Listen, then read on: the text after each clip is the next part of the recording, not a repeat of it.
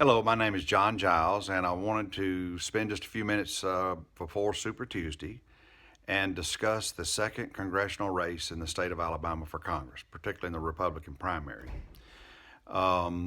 It looks like this has turned into about a four-person race, but before I get into that, let me just again give you a little bit of background.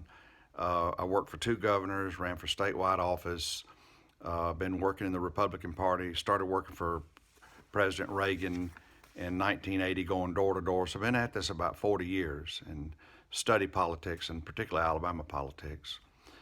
Worked at the Christian Coalition for 10 years, been in public policy for about 20 years.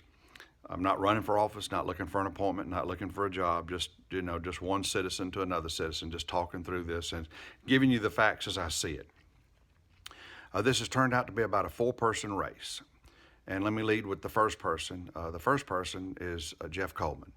He's spending a lot of personal money in this race. He's kind of the Bloomberg of Alabama.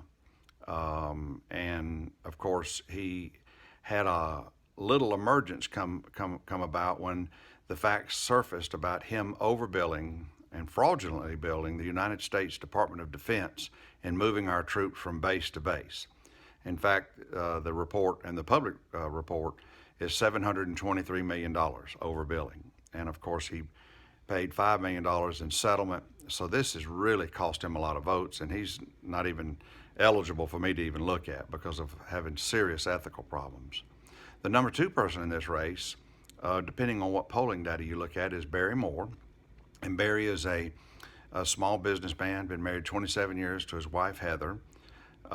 He is in the National Guard, was rated as the most conservative Republican in the Alabama legislature when he served.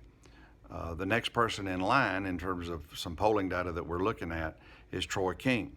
Now, Troy served for two governors as a legal advisor. He was appointed by Riley as an attorney general. And, Troy is having a little bit of difficulties because with the territory of being a trial lawyer, a personal injury trial lawyer, it's very difficult to run for public office when you got, so many high negatives, and that just comes with that territory. It's just the nature of the profession. Jessica Taylor is a new candidate, and her husband is former Senator Brian Taylor. A very fine little family. Jessica's been emerging. She runs a good campaign, but Jessica's got problems. She and I got into a very heated exchange during the 2017 special election in Alabama for the U.S. Senate. For some reason, Jessica could not accept the will of the people for the party nominee. Now, I've always been taught we support the nominee, but she joined about 20,000 other people and did a write-in campaign. I don't know who she wrote in, it's none of my business, which cost us that Senate seat. We now have a liberal Democrat, Doug Jones, in that seat. But it's not just a mere mistake in losing the seat. We only won the Kavanaugh seat on the U.S. Supreme Court by one seat. Doug Jones voted against that. The other thing is that Doug Jones voted twice to convict President Trump of impeachment and trying to remove him from office. So I don't take that lightly, that write-in campaign lightly. Now, unlike her, if she gets the nomination, I can tell you that me and my family, we are going to support her. But she's got a little problem there. Terry Hastorf is a friend. I've been knowing her for years, but she's not polling very well. So all that being said, let me just tell you that I'm supporting Barry Moore. And I give you several reasons why I'm supporting Barry Moore. Any of you know me, I look at the issues. And I want to make sure that you're solid on the issues and that you understand the issues and that you're going to move forward on those issues once elected, just like the president has and on his promises.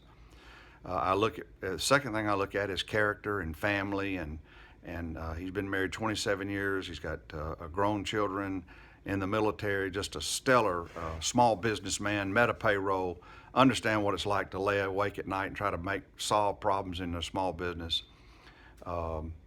But also, I put together a group of people on a conference call, and I drilled him on the issues. I drilled him on his pro-life position, on the protecting of the sanctity of marriage between one man and one woman, on a strong military, on tax reform and reducing our tax burden on the American citizens and American families. I talked to him about stewardship, and we got to have a balanced budget amendment out there at some point in time to reel in the deficit of our national debt. Talked to him about a strong military, and that was a no-brainer because he is in the military. In fact, he's the only one that's running that's been in the military. I talked to him about our judiciary, and of course it wouldn't affect the House, but you just never know where someone might wind up. Barry is very strong on the idea of having strict constructionists, constitutional originalists to the bench, and he's also very strong on the Second Amendment.